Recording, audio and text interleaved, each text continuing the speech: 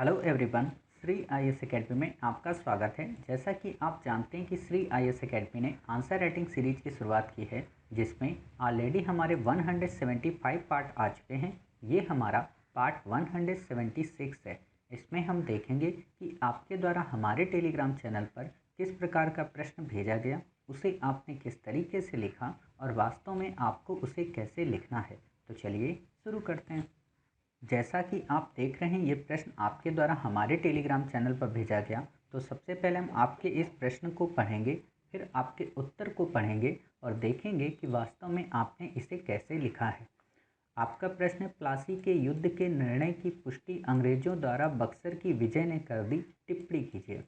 आपने लिखा है, बक्सर का युद्ध बंगाल के नवाब मीर कासिम, अवध नवाब शुजा-उद-दौला एवं मुगल सम्राट शाह आलम द्वितीय के संयुक्त मोर्चे के द्वारा अंग्रेजों के विरुद्ध लड़ा गया, जहां अंग्रेज ने इनकी संयुक्त मोर्चे को परास्त कर दिया। वहीं प्लासी का युद्ध अंग्रेजों ने बंगाल के नवाब से अपनी सैन्य शक्ति की अपेक्षा षड्यंत्र के तहत जीती थी और इससे अंग्रेज बंगाल के नवाबों को कठपुतली बनाकर अपने व्यापार को अनुकूल एवं अधिक से अधिक धन प्राप्ति का मार्ग प्रशस्त करते थे।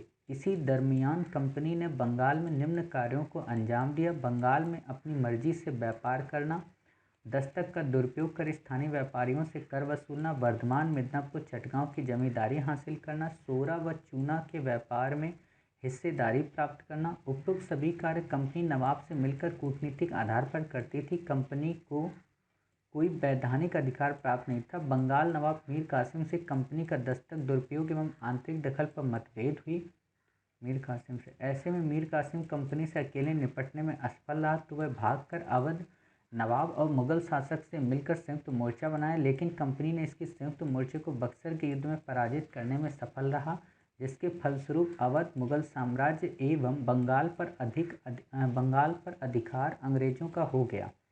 इस तरह समस्त उत्तर भारत की राजनीतिक सत्ता अंग्रेजों के अधीन आ गई और वहाँ के नवाब अंग्रेजों के कृपा पात्र बनकर रह गए। देखो, आपने ये जो उत्तर लिखा है ना, उत्तर सही लिखा है, बट ये है कि क्रम में नहीं है और बातें रिपीट हो गई हैं। जैसे आपने यहाँ पे देखो एक बार बता दिया बक्सर की लड़ाई के बारे में कि कौन कौन था, संयुक्त मोर्चा कैसा था, तो आपने यहाँ 6 लाइनें अपनी वेस्ट की और फिर आपने क्या किया, यहाँ पर आपने फिर से वही बातें बता दी कि मीर कासिम कैसे गया। ये चीज़ें आपको इतना नहीं बताना है बार बार। क्लियर? आपको क्या करना है इस प्रश्न में कि प्लासी के युद्ध के निर्णय की पुष्टि, अर्थात प्लासी के युद्ध का जो परिणाम था वो क्या था कि इनको एक कठपुतली नवाब मिल गया था। क्लियर?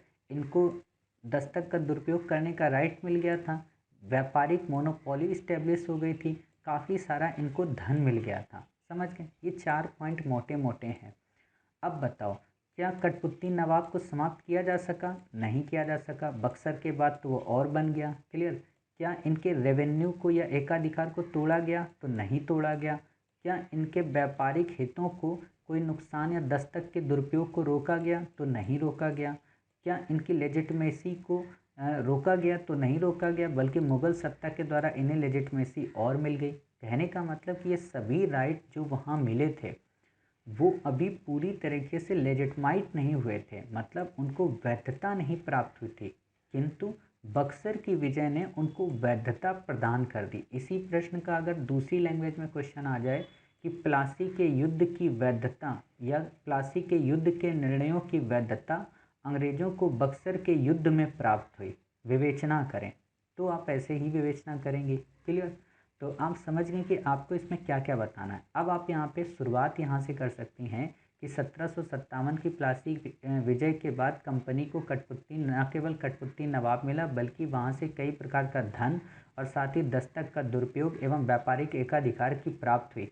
किंतु ये एकाधिकार की बढ़ोतरी की मांग तब और मुखर हुई जब कंपनी ने मीर जाफर से वर्धमान, मिदनापुर और चटगांव की सूबेदारी मांगी और सोरा एवं चूने के व्यापार में अपनी हिस्सेदारी की डिमांड की, किंतु वो देने में असफल रहा। फलतः मीर कासिम के द्वारा इस चीज़ की प्राप्ति हुई, लेकिन मीर कासिम ने भी आगे चलकर बक्सर के युद्ध में कंपनी को पराजित करने का प्रयास किया। ऐसे मतलब बीच की कहानी खा जाओ, इतने क्रम में और इतने फ्लो में आके बीच की कहानी खा जाओ और डायरेक्ट बक्सर पे कूद जाओ और फिर बक्सर के बारे में बता दो कि बक्सर के फिर परिणाम क्या हुए। अब बक्सर के परिणाम से आप क्या बता सकती हो कि अवध का नवाब इनके अधीन आ गया, मुक्त व्यापार इनको परमिशन मिल गई, उत्तरी सरकार की प्राप्ति हुई, साथ ही मुगल बादशाह इनका पेंशन याफ्ता हो गया। अर्थात अब न केवल बंगाल रियासत इनके अंतर्गत आ गई बल्कि बंगाल, अवध और मुगल अर्थात पूरा गंगा का मैदान इनके अधीन आ गया, जो कि आगे चलकर दक्कन विजय में इनके लिए सहायक सिद्ध हुआ। बस वर्ड मैंने बोल दिया, सहायक सिद्ध हुआ। इससे आपका उत्तर कम से कम शब्दों में 150 शब्दों में लिख जाएगा और मैंने इसमें कोई भी करेक्शन नहीं किया, आप ही की बातों को बस अच्छे से बता दिया और आपका उत्तर हो गया। समझ गए।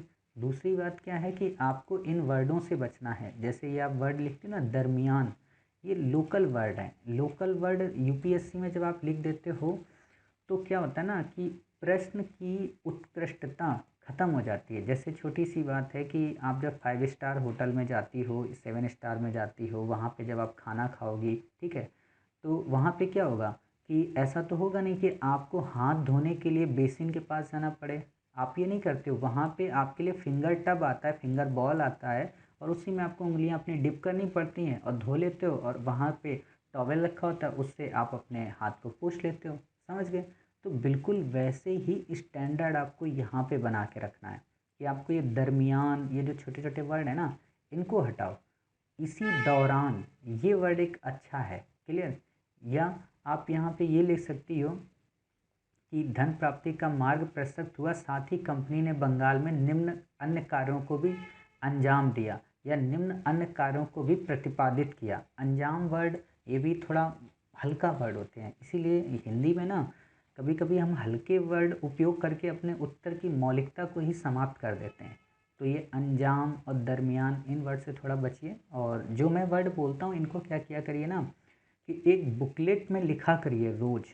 कोई भी जितने भी वर्ड मैं बोलता हूँ, जैसे मैं प्रतिकूल बोलता हूँ, अनुकूल बोलता हूँ, सुनिश्चितता बोलता हूँ। क्लियर। और कोशिश किया करो कि उन वर्ड को हमें कहीं उपयोग में लाना है। परिणति जैसे मैं बोलता हूँ, परिलक्षित मैं बोलता हूँ, स्मरणीय हो बोलता हूँ, उपयुक्त बोलता हूँ। क्लियर। आशय है या ध्यातव्य है या ज्ञातव्य है, ऐसे वर्डों को, शुभेच्छु, इनकी एक डिक्शनरी बना लो, एक कोई बुकलेट बना लो पतली सी, और उसमें डेली ये सारे वर्ड लिखा करो। जब हम आंसर आपको बताते हैं ना, तो वहाँ से वर्ड निकाला करो और उनको लिख लिया करो। तो क्या होगा कि आपकी अपने आप हिंदी इतनी मजबूत हो जाएगी कि आप खुद ही नहीं सोच पाएंगे। लगभग 15 से 20 दिन बाद आपकी हिंदी काफ़ी अच्छी हो जाएगी। मैं ऐसा क्यों कह रहा हूँ, क्योंकि मैं भी यही करता हूँ। मुझे जब कोई न्यूज़पेपर में कोई अच्छा शब्द मिल जाता है तो मैं उसको इतनी बार उपयोग कर लेता हूँ कि वो फिर मेरे रिधम में आ जाता है। समझ गए। तो आप ऐसे अपनी वोकैब्स मजबूत कर सकती हैं हिंदी की। क्लियर। तो इस तरीके से आपको इस प्रश्न का उत्तर समझ में आ गया होगा। साथ ही आपको ये भी पता चल गया होगा कि आपको इसमें किन बिंदुओं को ऐड करना है, किन को नहीं ऐड करना है, किस तरीके से निष्कर्ष लिखना है, कहाँ पे अपनी बातों को रिपीट नहीं करना है। क्लियर। तो मिलते हैं फिर आप ही के द्वारा भेजे गए एक नए प्रश्न के साथ। तब तक अपना ख्याल रखिए और स्वस्थ रहिए।